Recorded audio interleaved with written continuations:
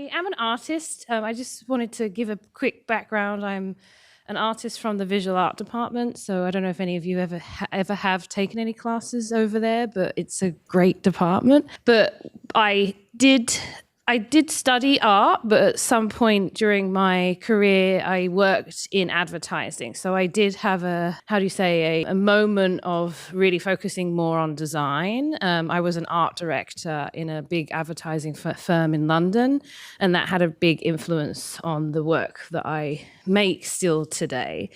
So we don't have tons of time, so I'm not going to talk about all of my work, but I'm going to just talk about a few different projects. And to start, the first project that I'll talk about actually does reflect on how I have been focused at times looking at archives of advertisements.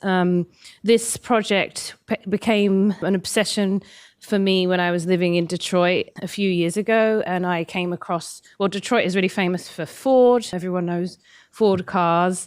So I actually started to look at an archive of Ford advertisements, and this slide that you can see behind you is an example of a Ford car ad from 1924.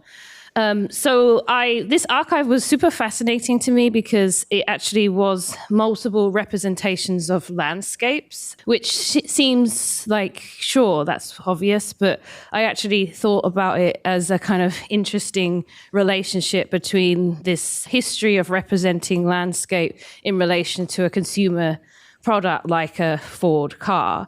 Often the car is positioned in the front, like you can see here, using the technique of perspective. And I was thinking about how these types of strategies within these adverts would always position the human as the center of the landscape. So that was kind of maybe the discovery or the inquiry that I was looking at through these archives. And I wanted to find a way to think about that in an artwork. So the other thing about it was that a lot of early depictions of adverts in general, but in particular, I was quite surprised by this in Ford car ads, was that they were often painted. And this one is probably using gouache paint, which is a kind of thicker watercolor paint. So I was really thinking about how these depictions of adverts had a kind of relationship or an influence over our imaginary, and that there's something interesting about thinking about them as a kind of history of a representation that starts with this relationship to drawing as opposed to beginning with photography. So these two drawings are examples of this advert that you just saw, but split into layers. So I was thinking about the ads also in relation to the assembly line. So everyone knows what the assembly line is, that the production of the cars was, divided up into discrete tasks, and sometimes people would just do the same thing and they had no idea about the whole. So Walt Disney, he was really interested in Ford himself, which is a whole other topic that we won't go into in detail here, but he was also really fascinated by Fordism, Taylorism, and would, create Disney films based on this type of technique. And so I was also looking at this apparatus that was also made from car parts, which essentially would split the landscape up into layers so that the camera, I can show you this video. This is an example, a diagram of it. So it split the landscape into layers so that the camera could move in and out and make a parallax view. So make a kind of, I suppose, like an early digital three-dimensional space of landscape. So I decided to do something like this to the Ford advertisements because I was interested in this relationship. This camera, by the way, is called the multiplane camera. And I thought about it as a way of thinking through how this type of landscape, in effect, is kind of like an assembly line which ignores the complex ecologies that occur in nature and sort of splits them up into discrete parts as if they're not connected anymore.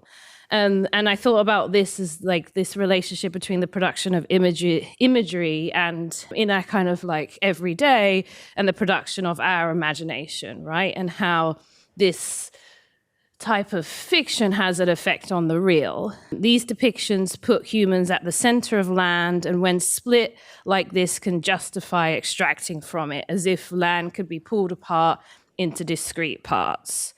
So I'll show you a quick clip of this, but this is the installation view at the Whitney Museum in New York. So I'll just talk over it whilst it is happening. So basically, each landscape that you see, this animation is about 20 minutes long, and I'm certainly not going to show you all of it, but it's quite slow. You can see the pace is slow, and it just rolls slowly, almost a bit like a conveyor belt across these landscapes, which all come from the Ford car advertisements. And I literally, in my studio, we redrew each part from the advert into layers and made this animation that just keeps going and going. Okay, so basically from that project, which really started my interest in some of the history of Ford, actually, it was kind of like a dipping my toe into making more work in relation to this. And whilst I was in Detroit, I visited the archives in Dearborn, and that were, basically sets of bureaucratic documents about Ford and the organization of the company. And whilst I was there, I came across the famous case study of Fordlandia, which some of you may have heard of, but basically, if you haven't, it was where Henry Ford wanted to take control of the kind of production of raw material, like the raw material of rubber for his car tires that he would have had to have bought in for production. He wanted to control that. So he went to Brazil and set up a rubber plantation where he, essentially brought America to the middle of the Amazon forest and turned it into a sort of rational assembly line of growing rubber. And there, in this archive, there was loads of documents that showed essentially the failure of Fordlandia, because the story is that they failed so badly that they never even yielded enough rubber to make even one tire. It was a complete disaster. And so the archive was really fascinating. But what I found was that the archive, like many archives, there's often gaps. And the gap was that there was no accounts of how the experience of the workers, right? The people that actually worked there. Everything was from the point of view of the managers. And so, for example, this document was actually a list of things that got damaged by the workers whilst they rioted, which they described as a riot, but it would have been a protest, but the only evidence of that was the list of destruction that they caused. So I thought a lot about, well, how could I access the experience of the workers, when some of them are not alive anymore, it was kind of like a difficult thing for me to get that information fully. So I also thought about it in a sort of speculative way. So I wondered how I could relate that archive to the present. So I was thinking through what's a context of Fordism now, or what we call post-Fordism. So the assembly line that has essentially exploded across the globe in various ways.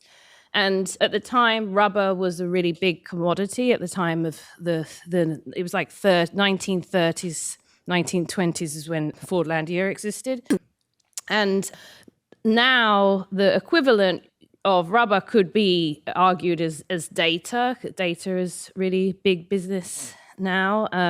So I begun to make a connection between another form of the Amazon, but this time Amazon Mechanical Turk, which is a sort of subsidiary, I don't know, like a part of Amazon, the Amazon that we all know, the big retailer. I was thinking about how Amazon was extracting a lot of data from humans on a kind of global scale and a sort of, post-Fordist context where workers have a hard time seeing each other because they spend, basically with Amazon Mechanical Turk, the work happens from your home, and it's a lot about gathering mass data from humans for many different reasons through online click work. So basically things like questionnaires, image identification, and a lot of the data ends up being used for AI, for machine learning algorithms.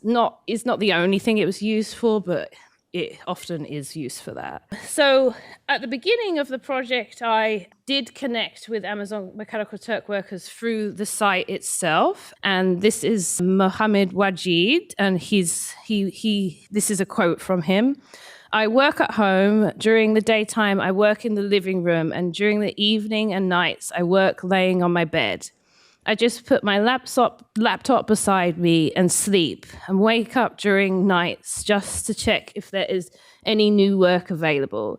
As of now, I don't mind sleeping on the same bed with my laptop beside me. For me, money is money, and it is very important rather than total comfort." So I then also realized that I didn't want to make this project in direct relationship to the Amazon Mechanical Turk site, as in I didn't want to use it to generate maybe more data. You could argue that if I made the art project directly from the site, it's just as extractive, or the main problem for me was the lack of being able to have continuous connection to the workers, because each time you put out what is called a hit, so a human intelligence task, it goes out to many people and you don't get to see who takes up the task, and you may never be able to connect to them again. And so from the point of view of an entrepreneur who's trying to get loads of data, that's amazing to them, because they're like, I don't need to worry about the human being that's behind this stuff I want. I just get what I want, and I don't have to be concerned about the welfare of this human. But I actually was mostly interested in connecting with humans. So Lily helped me. I went off of the site to a site called Turkopticon, which Lily actually is co-founded, and I managed to be able to connect with AMT workers and work with them. It was actually, I think, about over a year of ongoing connection during COVID. So it was still online, unfortunately, but we got to see each other in person, in Zoom, and it was like a continue, and I'm still in contact with most of the people who was part of the project. And so this is Amy, and she lives in Portland, and we basically, after a while of developing how to do this project together, which essentially basically became a sort of reenactment of some of the archival material or some of the events that happened in Amazon, as if it was like a speculative fiction, I suppose, like a sci-fi, as if everyone who was in this world was essentially working from home, but also a little bit like they were in this fictional forest, and they were engaging in being in a kind of sci-fi work world, which had a connection to the real, because everything that was spoken about was sort of talking about work conditions that they experienced. So it was kind of a blending of reality and fiction. And the fiction came from the archive, so I suppose it's like historical reality, but I see it as fiction in some ways because there's no real way of being able to verify exactly what happened, especially from the archive material that, as I pointed out before, was from a particular point of view. So each Amazon Mechanical Turk worker was also sent a small camera kit so that they could also shoot their own footage. So there was props, camera, lighting, and so everyone had to sort of learn how to shoot film, which was really fun because we learned together through Zoom. And so sometimes we did online shoots together so that there was support, and then other times they got to shoot their own footage without me being there. And so this is an example of the Zoom conversations that we were having. So in Fordlandia, time clocks were smashed during a riot. A whistleblower who had dirt on Ford was accused of being a diamond thief to discredit him. Workers were expected to work during the hottest part of the day. Ford insisted workers ate tinned peaches instead of the abundance of foods that the rainforest had to offer. The indigenous workers were forced to learn square dancing. Many irrational decisions were made by the managers as they sought to westernize the indigenous workforce. So in this image, you can see, and this is a more close-up, this is an archival image of the Ford store, where basically everyone had to use their wages to buy back stuff from Ford. So they had to buy tinned peaches to eat instead of being able to use the wages the way that they wanted. And so this is Hunter, and there was a moment of like setting up a store in his kitchen, and essentially all I sent him was the stickers of the peaches, and then we worked together to make the art direct, I suppose, this scene that he played in. So this is the install of this project. This was shown at the Tate Britain, and basically it was essentially a 5-channel video installation. So the screen in the background is a projection, and then there's 4 separate monitors that kind of acted as if each worker was sort of in their separate monitor, but it did switch at times. And then I painted, well, it was during COVID, so I had a lot of time. So I painted a lot of artificial plants, and set them in silicone rubber like servers. These are sculptures that were shown alongside of it. And then I'll just show you a clip of the video. So I've been working in the Amazon for going on about 1.5 years. I started primarily because I lost my job. I was laid off and I needed a way to support my family, but I had to stay home.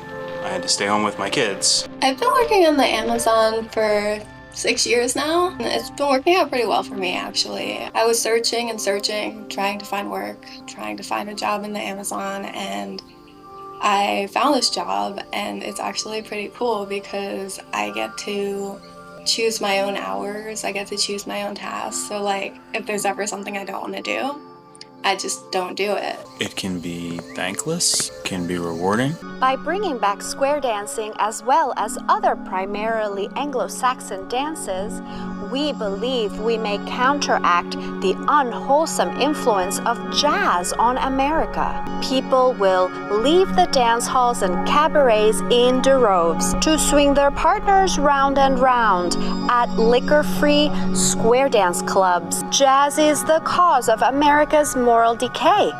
The road to repair is as simple as replacing it with fiddles and square dances.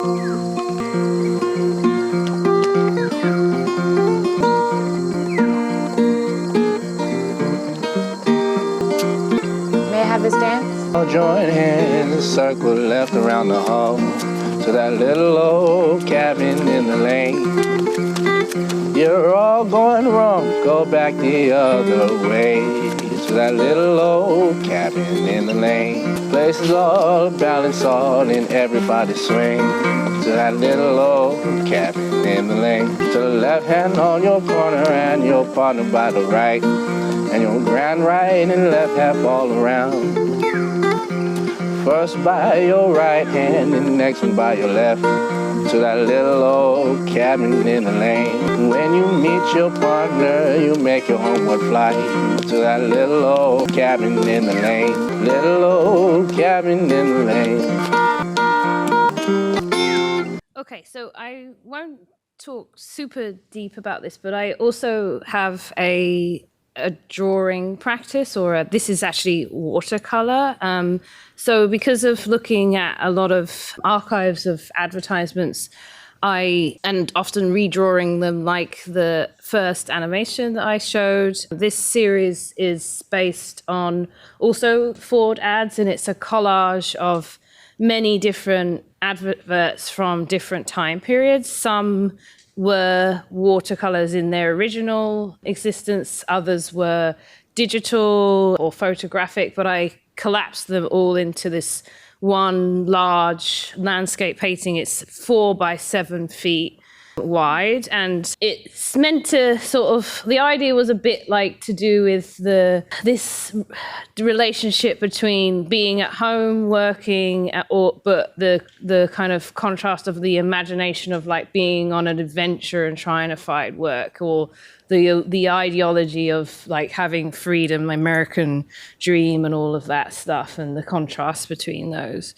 And so these were a series of works. This one actually has archival material from Fordlandia, and when Fordlandia, the area in the Amazon, was burnt in order to grow rubber trees in assembly-like conditions, so in lines, which was part of the reason why the whole thing didn't work, because rubber trees don't like to be stuck together in lines. They like to be in diverse conditions, and so they got what is called tree blight, so little insects or diseases jumping from one plant to the other, and so that's why they constantly failed, which I think is hilarious.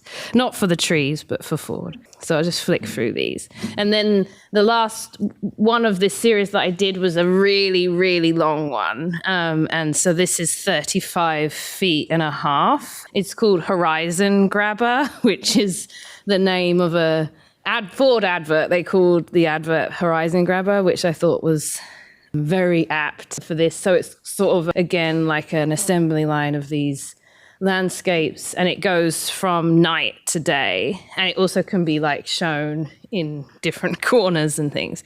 Okay, so the last project that I will talk about is my project that I suppose I'm still in it, but it's basically finished. It's a piece called Hemel, which I'll just show this clip quickly and then I'll start talking about it. Look.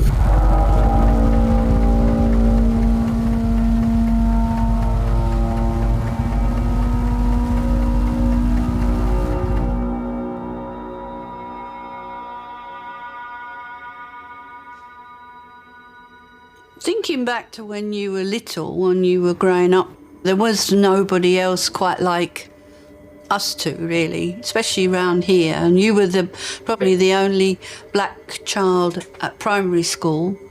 I was on my own. On the whole, it was fine. It was a bit difficult because your surname was still your dad's.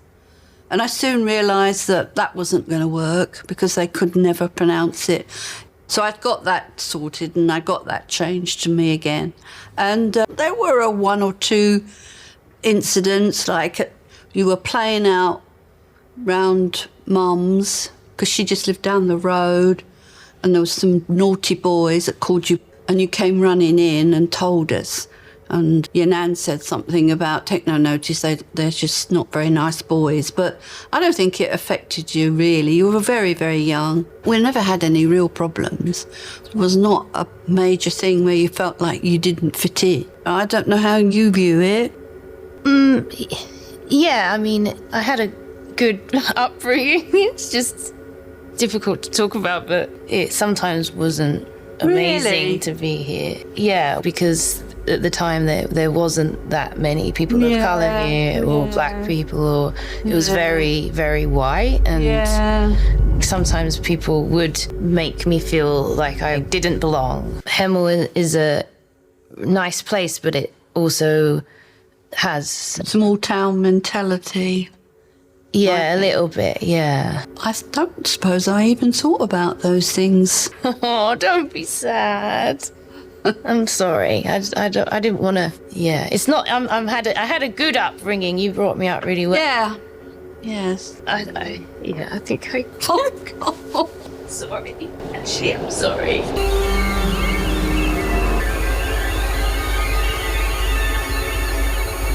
So this is a clip from a work called Hemel. So Hemel is a town in England. It's short for Hemel Hempstead, and it's the town that I grew up in. And basically what I wanted to do was essentially, well, I'll explain. So basically in this town, Hemel Hempstead, it It's a new built town. What that means was that in the 50s, it was built after the Second World War in England, and it was a way of creating more opportunity or more places for people to live outside of London that was blitzed during the war. And so, for example, my grandma moved from London to Hemel Hempstead, where she could pick her house from a catalogue. It was very utopian. And she was really happy that she could live in a house with a toilet. You can imagine that back then, the houses in London didn't even have toilets. So there's that. And also at the time when Hemel was being built, so around 1957, there was a sci-fi film that was shot in the town called Quatermass 2. So probably none of you have ever heard of Quatermass, but in America it was called Enemy from the Space. It actually was released here too. And it was a sci-fi B movie all of the scenes were shot in Hemel, and it was about the arrival of a non-human entity that possesses the minds of the residents and factory workers, who cultivate this goo that the workers have brought. They kind of collect them from the fields because they come into Hemel through meteorites, and then these meteorites turn into a large monster or alien entity that threatens to destroy Hemel and subsequently the whole world. So, like I said, the alien entity arrives out from outer space as meteorites and collected by people, the workers, and taken to the local factories. So the thing that I don't know, I was really fascinated by this because you can see these clips, like actually one of the shots is of a bunch of rows of houses, and in the background is the flat or the apartment that I grew up in. So it was very personal to me to see all these images of where I grew up. But the thing that I thought was beyond it being just about the personal was this way in which this sci-fi reflected on a type of hysteria or fear that's still present to this day in towns like Hemel, and probably in America too. So this sort of fear of the other, fear of people coming into the town, because the town was essentially very utopian, but utopian for white people, right? It was built without the fact or knowing that England is a very diverse country, and it fundamentally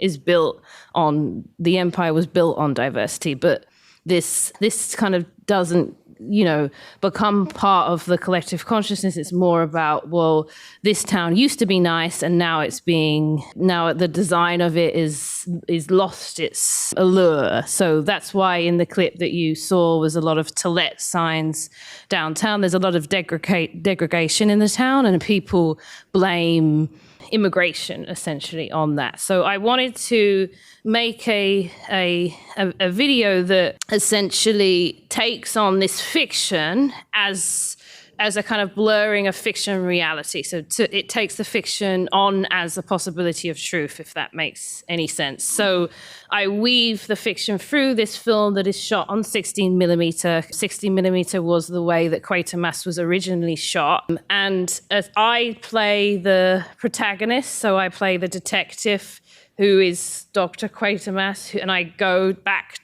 to Hemel and I investigate what's going on with these meteorites. But through doing that, I end up having conversations with workers in the town, because the factory workers, ultimately in this time period were mainly Amazon workers because of that being a big employer. That changes throughout history, but at the moment, or the time that I was making it, in fact, because it's already changed because Amazon have already closed there. But, it was one of the biggest employers. So I got to talk to some Amazon workers, and I allowed for the fiction to blur into the reality. So a lot of the workers, like Harvey, who you'll see in a minute, he couldn't talk about Amazon directly on camera because he would lose his job. So we used the fiction of the corporation. So in the Quatermass film, the factory where this mystical stuff is happening. It's called the corporation. So we use that as a kind of way of being able to actually talk about the reality. And then the other thing that happened was in Hemel, there was a absolutely massive factory explosion that happened in 2005, where a oil depot completely and utterly exploded in this. This is real news footage of the explosion, and all this black smoke came and covered the whole of Hemel. So it was a very apocalyptic moment, and no one actually died because it happened on a Sunday, but it did cause a lot of environmental destruction to the town. So I also weaved this into the story because it was a major, thing that happened. And so the memory of people living in Hemel is this apocalyptic thing, which kind of suited the narrative of Quatermass. So also there's a lot of different archival material weaved in it and ways of bringing in, like this is a slide viewer and you see, slides of Hemel through this. What dreams a fountain can inspire, but then what dreams these clean and spacious surroundings have already answered. You moved here from Nigeria, right? Yeah, I moved to the UK from Nigeria. But it's a very serious situation because you see the best doctors are leaving, the best nurses are leaving, the best professors, people are running away. But simply because it's getting more difficult. I did my GCSEs last week. Oh yeah, you passed, right? Yeah, but I'm actually glad that it's over. Yes. Dad! Someone just sent you a text message. I haven't worked for anybody all my life. I left school and I became an entrepreneur. I decided to do one of those jobs working with a corporation.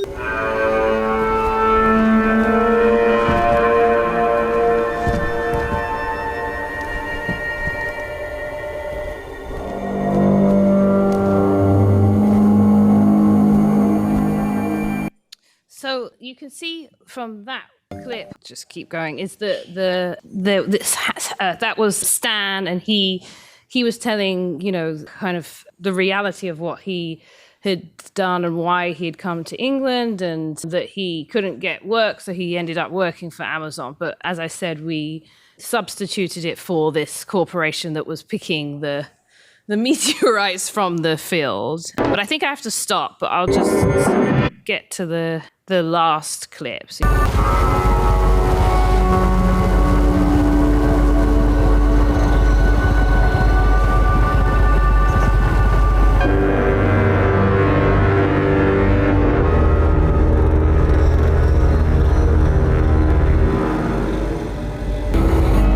had a dog, and I used to take him out early in the mornings for walks.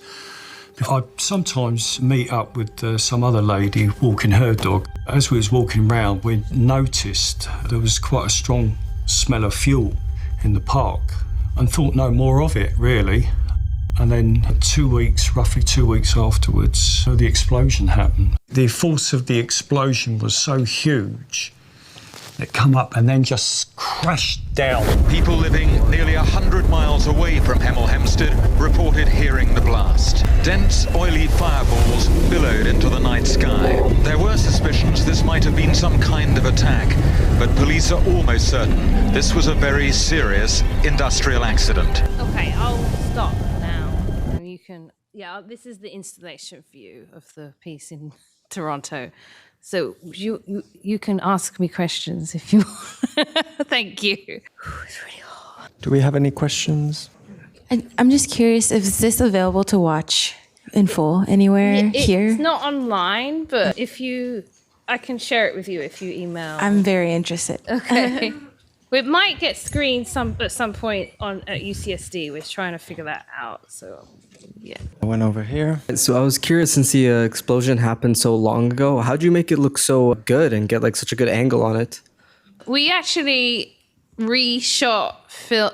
So it's very extreme, but it's news reports that we got from the BBC archive, and then we reshot it as 16 millimeter. Does that make sense? So what you do is you literally just show it in good light, in a good condition, and project, or how do you say, just show it on a monitor or whatever, and then use 60mm to re-record it. Thank you. Any other questions? Thank you for sharing your work with us. It's all so compelling. I'm wondering, kind of like a personal question, but you said that you're very influenced by your time working in advertising.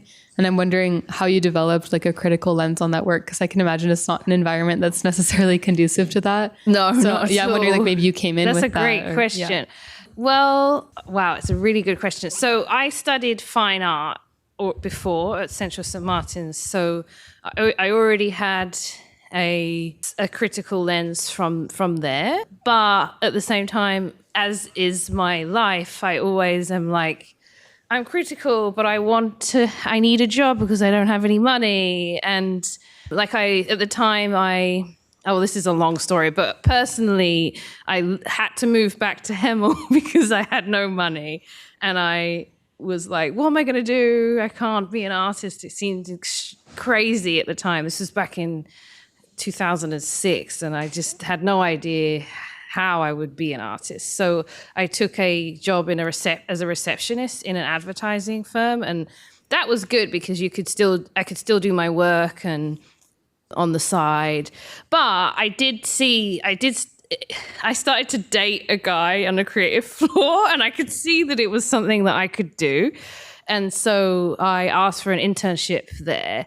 And I think I just was curious how it all worked. And I've always been really interested in how like advertising and TV and film seems so finished and polished and like a final product compared to the way is, like, which can be that way, but I was just like, how do you get these things made?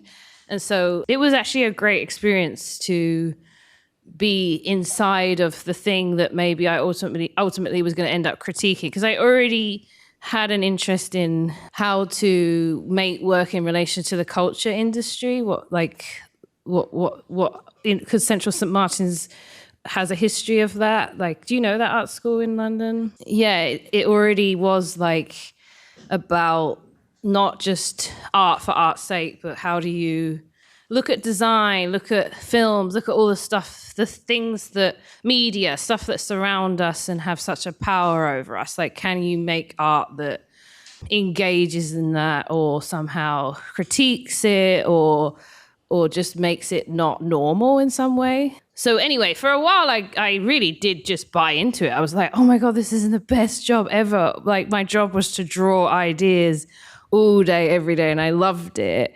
And then I was like, oh, this is awful. Like, after a while, I think a year in, I was like, this is so bad. All my creativity is going to sell Budweiser, Nokia phones. That was the clients we had. Budweiser, Nokia, nothing, all really, yeah, it was literally as if like the curtain was revealed and I was like, this is absolute rubbish.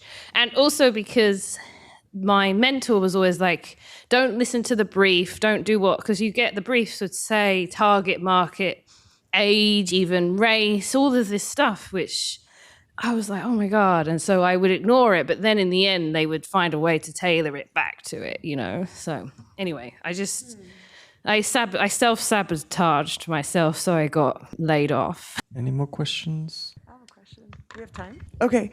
My question is, one of the things that's interesting about your art practice is that you involved like workers and like local people in producing the art and kind of acting in the scenes. And so what's the process of collectively making knowledge to figure out what's going to be played out? Like with the Amazon workers, were they reading about Forlandia or learning about it and then making connections? How did that work? Yeah, so that's why I do take a long time to make projects, because essentially it's in workshops, but everyone's being paid to be at the workshop, so that means that people would be there. Like, I can't expect, I feel like I can't even expect anyone to even want to read the stuff, you know what I mean? But it is part of it, and sometimes people are really, really interested, like Amy and Hunter, who were part of the Amazon project. They were so into it and did do loads of reading outside of even what I brought to the workshops. So I suppose it's like, because it will be me saying, okay, this like sharing a page from the archive and explaining what I think is going on, and then like talking through that in relation to their jobs now. So we had a lot of conversation with Elizabeth also, whose family were miners. So she was really interested in relating, or talked a lot about how Amazon sometimes paid workers in Amazon vouchers, and that she had an experience of that, and then how that related to her family who would be paid with company script and stuff. So it was just a bit like just having lots of conversations about the material, and then it would be up to me and as much as whoever wants to participate to then develop that into the work. And then sometimes it's scripted based on that, and other times it's not scripted at all. So Hemel wasn't at all, like some of it wasn't at all scripted, so it's a bit more like documentary. I'm just always super interested in, like blurring documentary and fiction, and Does that answer your question? I think that's it. Maybe we have one minute. If somebody has one final question. No? Okay, well. Over here. I'm wondering, what was the importance of including fictional elements in this sort of documentary?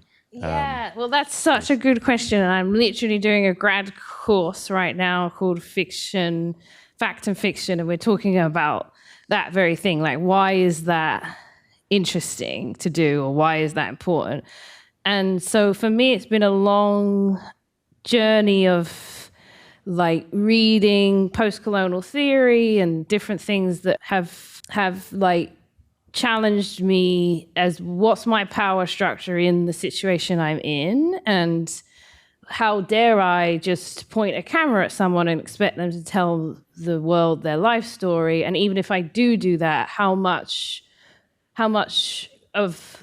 reality do you actually get? Because to pinpoint the real is incredibly complicated, and actually, in my opinion, weaves in a lot of fiction anyway, or relationships to long-standing myths and fictions. So I feel, for me, it became a way of connecting creativity, play, imagination to quite heavy topics, and to also allow for maybe conversations of being free, like the participants to feel free to speak without it being completely on the spot for them, you know? So that's the reason. That's one of the reasons. I do think it's an ongoing conversation, and I'm glad to talk more about it, but that's part of why I started to do it. All right, I think we're out of time. Thank you again, Danielle. No problem. And we look forward to seeing you next Tuesday for Dr. Camille's talk. You're so lucky. This class is great. You don't have to do any homework. So we had a speaker who wasn't feeling well today, and so Danielle obviously talks about this work a lot all over the world, but we were so lucky and honored at your generosity to last minute, come and do this. And actually, I couldn't think of, it was actually a really perfect framing of like a transition from the Fordist economy and colonialism to the Amazon mechanical Turk extractivist economy. So it actually fit perfectly as an opening. So thank you.